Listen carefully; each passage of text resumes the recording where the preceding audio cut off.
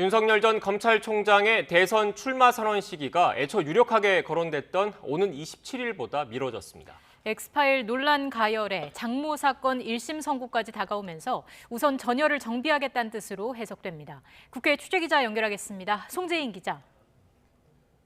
네, 국회입니다. 네, 윤석열 전 총장의 출마 선언 애초 오는 27일 무렵으로 알려지지 않았습니까? 네, 그렇습니다. 하지만 윤석열 전 총장 측은 오늘 오전 공지를 통해 27일 날짜는 확정된 게 아니라고 밝혔습니다. 그보단 이후가 될 거라며 7월 초까지 시기를 조율하고 있다고 설명했습니다.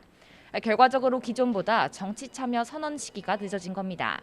이를 두고 최근 윤석열 엑스파일 논란과 다가오는 장모의 1심 선고까지 이딴 악재가 영향을 미쳤다는 분석이 나옵니다. 윤석열 엑스파일은 그 실체와 함께 출처를 두고도 공방이 가열됐던 상황입니다. 논란에 불을 지핀 보수평론가 장성철 소장은 앞서 엑스파일 논란의 출처로 여권을 지목했지만 민주당 송영길 대표는 자신은 엑스파일을 갖고 있지 않다며 오히려 야권을 출처로 의심했습니다. 직접 들어보겠습니다. 그동안 검찰총장 인사 검증 과정에서 야당 내부에서 여러 가지 자료를 정리했을 걸로 추측이 됩니다. 출처가 어찌됐든 윤 전 총장 스스로 논란을 돌파해야 한다는 압박의 목소리도 국민의힘에서 나오고 있습니다. 어쨌든 이 엑스파일 내용은 윤석열 총장이 전부 다 해명을 해야 돼요. 돌파해야 돼요. 그거는 그렇죠. 누구든 이렇게 누가 작성해도 돌파해야 되죠. 예. 도와주기가 쉽지 않는 사안이거든요. 예. 여기에 다음 달 2일 윤석열 전 총장 장모의 1심 선고도 예정되면서 윤 전 총장의 정치적인 부담은 커진 상황입니다. 윤 전 총장은 어제 엑스파일에 대해 정치 공작이 의심된다며 처음 정면 대응에 나섰지만 정치권 안팎에서는 윤 전 총장이 이딴 악재로 곤혹스러운 처지에 놓인 만큼 공식 등판도 늦춘 게 아니냐는 분석이 나옵니다. 네, 이런 가운데 민주당 내부에선 경선 연기를 둘러싼 갈등의 불씨 여전하죠. 네, 그렇습니다. 송영길 대표가 어제 경선 연기 확정을 미루는 일종의 절충안을 내놓긴 했지만 내용은 여전한 상황입니다.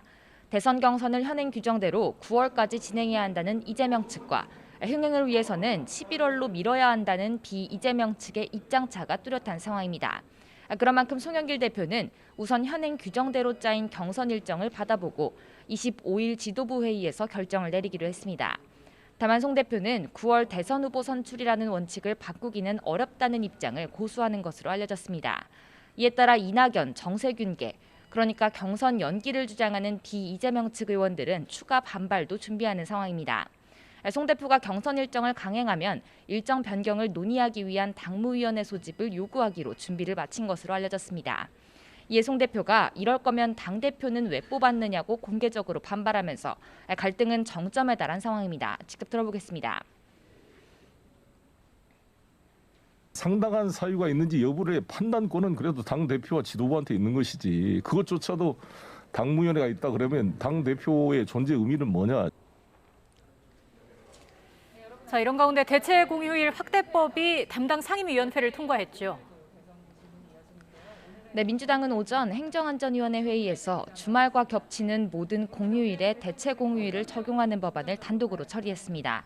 본회의까지 통과하면 오는 8월 강복절과 10월 개천절과 한글날, 또 12월 성탄절에 대체 공휴일이 생기게 됩니다.